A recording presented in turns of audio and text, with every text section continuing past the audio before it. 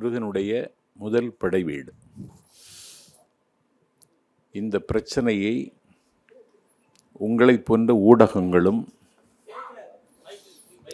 தொலைக்காட்சிகளும் இதை ஊதி பெரிதாக்குகின்றன.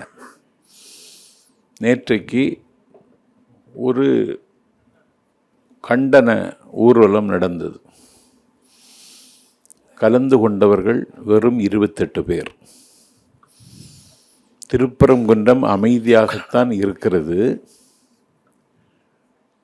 அதை பிரச்சனை ஆக்கியதற்கே திமுகவுக்கும் பங்குண்டு,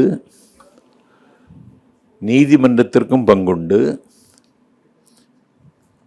வேறு சில அரசியல் அமைப்புகளுக்கும் பங்குண்டு.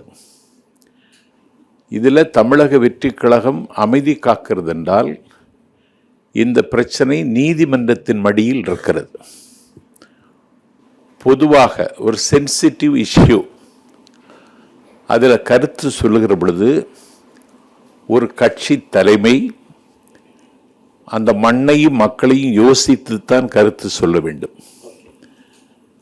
விஜய் அதை நீதிமன்றத்தின் தீர்ப்பு என்றைக்கு வருகிறதோ அப்போதுதான் அவர் அது குறித்து கருத்து சொல்ல முடியும். தாவேக்கா ஆட்சி நடந்திருந்தா எங்க தீபம் ஏத்திருப்பாங்க? தாவேக்கா ஆட்சி நடந்திருந்தா இது நடந்திருக்கவே அது செய்யாது.